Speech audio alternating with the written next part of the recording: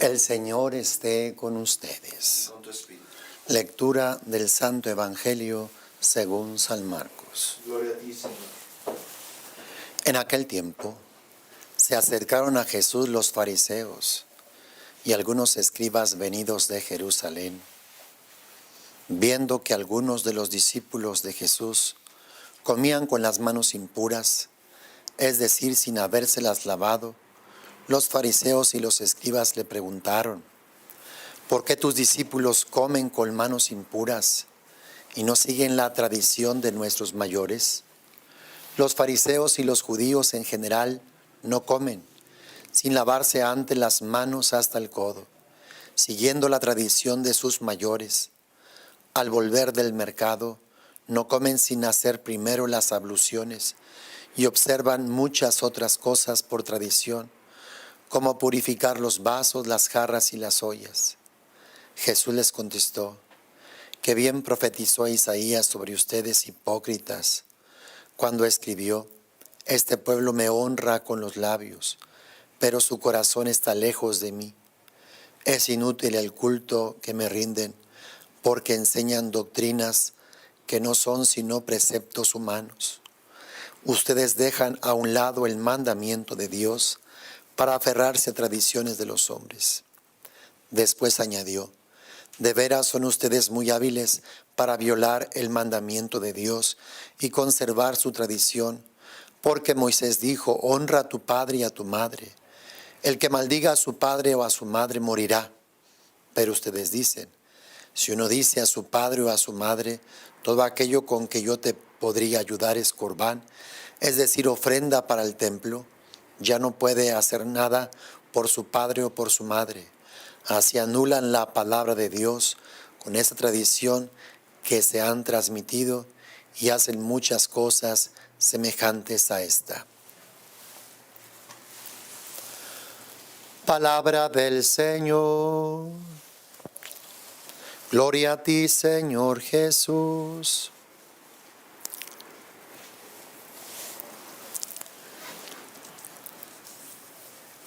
Vienen los fariseos y algunos escribas desde Jerusalén.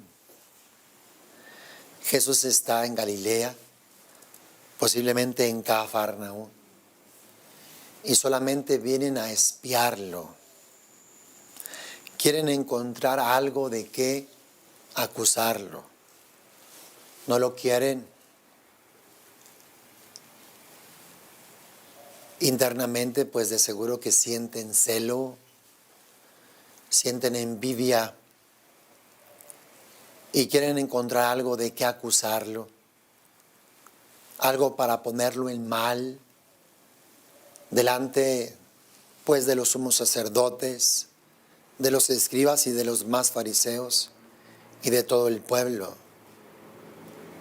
Cualquier cosita que no entre en su mentalidad, en sus esquemas, la van a juzgar, la van a criticar, van a tacharla como algo muy grave en contra de Jesús.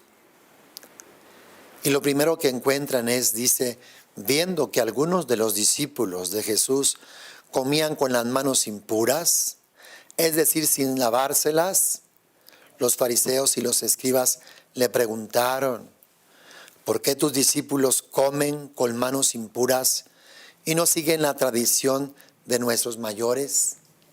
Ya que ellos tenían algunas costumbres. Dice: no comen sin lavarse antes las manos hasta los codos. Así seguían la tradición de sus mayores. Y esto lo hacían al volver del mercado. No comen sin hacer primero las abluciones y observaban muchas otras cosas por tradición, como purificar los vasos, las jarras y las ollas. Para un judío esto era sumamente importante. Eran normas de pureza. Ellos achacaban a esto como pureza. Pensaban que eran puros si se lavaban las manos, si tenían todos los utensilios limpios, lo consideraban como algo sumamente importante.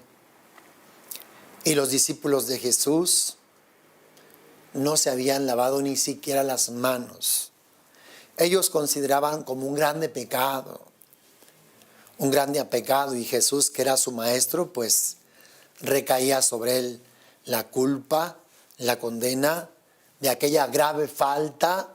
Imagínense, una grave falta no lavarse las manos, porque para ellos era algo esencial y primordial. Creían que por eso eran limpios y puros.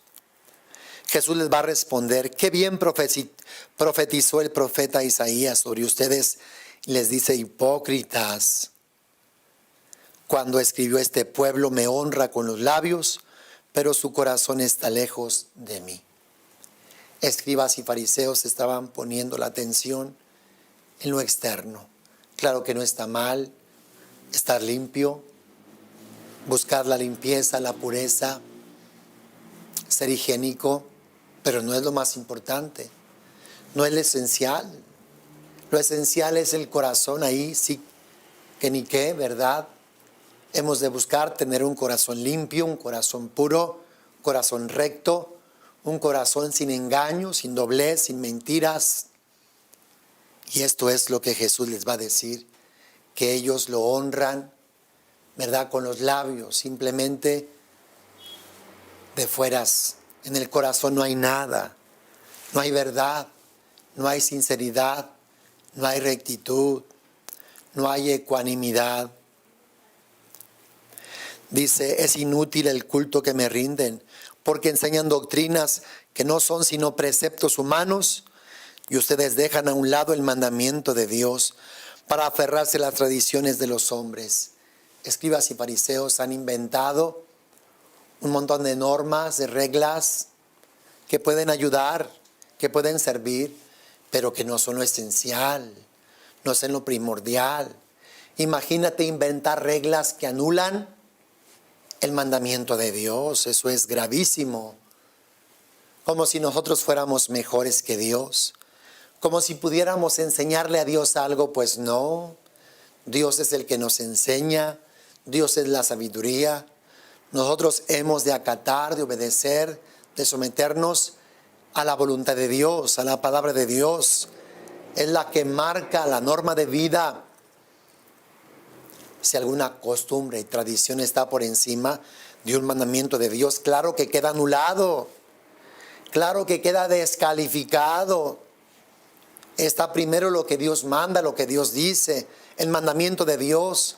¿Cómo vamos a sobreponer tradiciones humanas, costumbres humanas al mandamiento de Dios? Sería un grave delito, un grave pecado.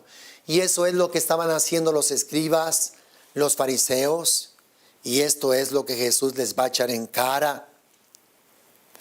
De veras son ustedes muy hábiles para violar el mandamiento de Dios y conservar su tradición, porque Moisés dijo: honra a tu padre y a tu madre, que el que maldiga a su padre y a su madre morirá. Aquí nos habla del cuarto mandamiento. Y en estos tiempos, ¿cuántos hijos hay que no honran a sus padres? Los roban, los defraudan, los engañan, abusan de ellos, los abandonan, los olvidan, no los frecuentan, no los visitan, no ven por ellos, no los apoyan. Dice aquí: el que maldiga a su padre o a su madre morirá. ¿Cómo estás tratando a tu papá, a tu mamá? ¿Los estás honrando, los estás apoyando? Porque es un mandato de Dios que no podemos pasar por alto. Hemos de estar atentos a sus necesidades, a sus problemas, a sus dificultades. Ellos vieron por nosotros cuando éramos pequeños. Nos toca ahora ver a nosotros por ellos. Así que no los olvides, ni los deshonres, ni los maldigas, ni los hagas sufrir. Dice que el que maldiga a su padre y a su madre morirá. Si alguno dice a su padre o a su madre: todo aquello con que yo te podría ayudar es corbán, es decir, ofrenda para el templo, ya no puedo hacer nada por su padre o por su madre. Así anulan la palabra de Dios con esa tradición que se han transmitido y hacen muchas cosas semejantes a estas. Así es que mucho cuidado con lo que enseñamos, porque muy frecuentemente sobreponemos nuestras creencias, nuestros gustos a la palabra de Dios, y eso es un gran pecado. Dice otro texto que aquel que enseña la palabra de Dios será grande en el reino de los cielos.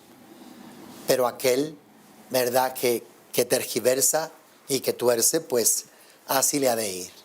Así le ha de ir. Hemos de ser fieles, hermanos, a la palabra de Dios, porque la palabra de Dios es el mismo Dios. Hemos de estar atentos a lo que Dios en su palabra nos pide y nos dice, porque su palabra es eterna, es estable, más estable que el cielo y que la tierra. Y la palabra de Dios es como espada de doble filo, que penetra hasta las fronteras del alma y del espíritu y discierne los anhelos, los deseos del corazón. Pues oramos que la palabra de Dios brille y resplandezca en nuestras vidas, que la amemos, que la respetemos, que la honremos y que sea la norma de vida de cada uno de nosotros y no tradiciones humanas, y no costumbres, y no gustos. Muchos líderes quieren que los demás hagan lo que ellos quieren, lo que a ellos les parece, lo que ellos piensan, lo que son sus intereses, los que son sus gustos, y así no va. ¿Qué es lo que dice Dios? ¿Qué es lo que dice Dios? Eso es lo que hemos de hacer. Es lo que dice la Santísima Virgen María. Hagan lo que les diga. En cualquier situación y circunstancia de tu vida, pregúntate, ¿qué haría Jesús? ¿Qué es lo que Jesús quiere que yo haga? Y eso de seguro haz, porque pues de acuerdo a eso es como serás juzgado, ¿verdad? Que la palabra de Dios esté enraizada en tu interior, en tu corazón. Amén.